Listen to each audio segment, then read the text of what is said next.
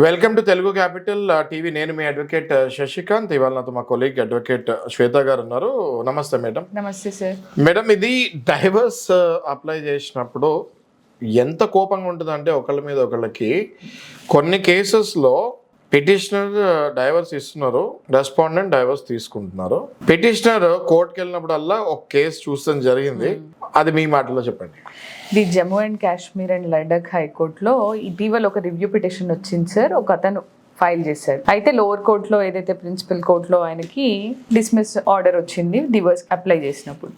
అయితే ఈ review petition లో ప్రతి చోట భార్య పేరు ఉండాల్సిన చోట అట్లీస్ట్ రెస్పాండెంట్ అని పెట్టకుండా ప్రతి చోట డైవర్సీ అని అదేదో ఆవిడ సర్నేమ్ లాగానో ఆవిడ పేరు లాగానో డైవర్సీ అని రాసుకుంటూ వెళ్ళాడు. అయితే ఈ ఓవర్ యూజేజ్ ఆఫ్ డైవర్సీ అని చూసేసరికి ఆ పిటిషన్ కాపీలో కోర్ట్ ఏమనింది అని అంటే, మీరు ఈ డైవర్సీ అని అదేదో ఆమె సర్నేమ్ లాగానో లేదు అని అంటే ఆమెకి ఒక లేబుల్ అనేది మీరు పెట్టేశారు. మరి అట్లాంటప్పుడు మిమ్మల్ని ఏమని పిలిచాలి? మిమ్మల్ని డైవర్సర్ అని పిలిచాలా? ఇట్లాంటి ఈ యుగంలో కూడా విమెన్ ని ఎలా ట్రీట్ చేస్తున్నారు అనేది ఇట్లాంటి వ్యక్తుల్ని చూసినప్పుడు చాలా బాధగా అనిపిస్తుంది. వీళ్ళు ఎన్ని స్ట్రగుల్ అవుతున్నారో ఆడవాళ్ళు అని. సో మీ ఉద్దేశం ఏంటి అనేది డైవర్సీ అని 100 సార్లు ఆ వర్డ్ వాడడంలోనే మాకు అర్థమవుతుంది. ఏదైతే సెట్ సైడ్ వేసుకున్నాడో దాన్ని ఎలవ్ చేయలేదు. లోవర్ కోర్ట్ ఏ ఆర్డర్ అయితే ఇచ్చిందో దాన్ని అమలు పరచాలని హైకోర్టు చెప్పడం జరిగింది. చూసారు కదా, ఇలాంటి మరి ఎన్నో విషయాలు,